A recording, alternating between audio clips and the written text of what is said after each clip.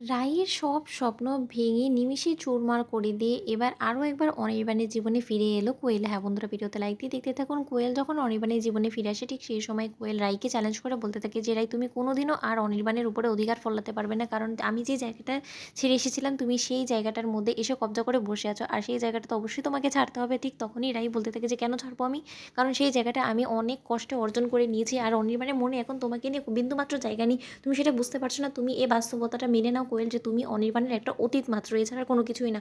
তখন কোয়েল বলতে থাকে যে আমাকে না হয় তুমি অনির্বাণের অতীত বলে চালিয়ে দিতে পারো, আমাকে অনির্বাণের অধিকার থেকে বিরত রাখতে পারো, কিন্তু তার শর্ত এই সন্তানটাকে তুমি কী করবে? এই সন্তানটাকে তো তুমি কোনো মতেই ওর বাবার ও ভালোবাসা থেকে বঞ্চিত করতে পারবে না। একটা কথা আমি তোমাকে বলে দিয়েছি, এই সন্তানটাই হবে আমার তুরুপের ইক্কার, ওকে ব্যবহার করে আমি আরও একবার অনির্বাণের জীবনে ফিরে আসবো, তুমি দেখে নিও। রাই আমি তোমাকে চ্যালেঞ্জ করে বললাম। ওদিকে রাই বলতে থাকে যে তাহলে বর্তমানে আমি যখন অনির্বাণের স্ত্রী, আর স্ত্রী হিসেবে আমি আমার স্বামীকে তোমার কাছ থেকে আরও একবার কেড়ে নেব, তুমি দেখে নিবে। কোয়েল আমি তোমাকে চ্যালেঞ্জ করে বলতে পারি যে আমার স্বামীকে তুমি কোনো মতে আর আমার কাছ থেকে কেড়ে নিতে পারবে না, কারণ একবার তুমি সেই মানুষটাকে যে পরিমাণে আঘাত দিয়েছো, আমার মনে হয় না যে ওই মানুষটা আর কোনোদিনও তোমার দিকে ফিরে যাবে।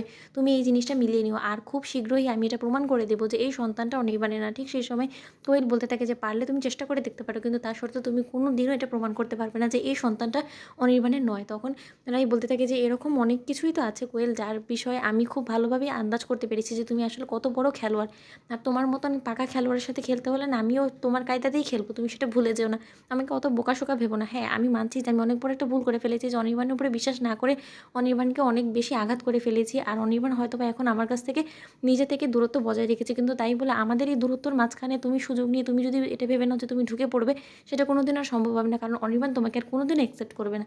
এই কথা বলা মাত্র কোয়েল হঠাৎ করে অনির্বাণের কাছে গিয়ে বলতে থাকে যে অনির্বাণ, আমি একটা তোমাকে কথা বলছি, শোনো, এটা তোমার ভালোর জন্যই আমি বলছি, তোমার জন্য একটা ভালো সুযোগ নিয়ে এসেছি বলতে পারো। তখন অনির্বাণ বলতে থাকে যে একদম তুমি রাতের বেলা আমার রুমে আসার চেষ্টা করবে না, তুমি কোন অধিকারে আমার রুমে ঢুকে পড়ো বলো তো?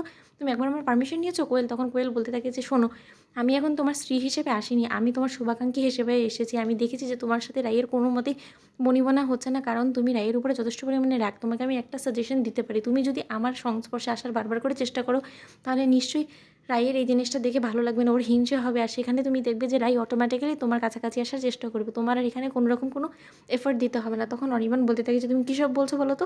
তুমি এটাই চাচ্ছ তাই না, যে রাই আরও একবার আমাকে ভুল বুঝুক, তারপরে আমাদের সংসারটা এরকমভাবেই শেষ হয়ে যাক, তারপরে তুমি আরও একবার আমার কাছে ফিরে আসবে, তাই তো? কোয়েল তোমার উদ্দেশ্য আমি বেশ ভালো করেই বুঝতে পারছি। ওদিকে কোয়েল বলতে থাকে যে না অনির্বাণ, তুমি আমাকে ভুল বুঝছো, আমি আর আগের মতো নেই, আমি আমার নিজের ভুলগুলো শুধরে নিয়ে আমি আবার ভালো মানুষ হয়ে যেতে চাই। তুমি কেন বুঝতে চাইছো না বলো তো? অতীতে আমি অনেক খারাপ ছিলাম, আমি খুব ভালো করেই জানি, আমি তোমার সাথে বিশ্বাসঘাতকতা করেছি, আর সেই পাপের প্রায়শ্চিত্ত তো আমি এখনো পর্যন্ত করে যাচ্ছি। আর কত শাস্তি দিবে আমাকে বলতে পারো তো? বন্ধুরা, ভিডিওটি ভালো লেগে থাকলে লাইক, কমেন্ট, শেয়ার করে সাবস্ক্রাইব করতে ভুলো না।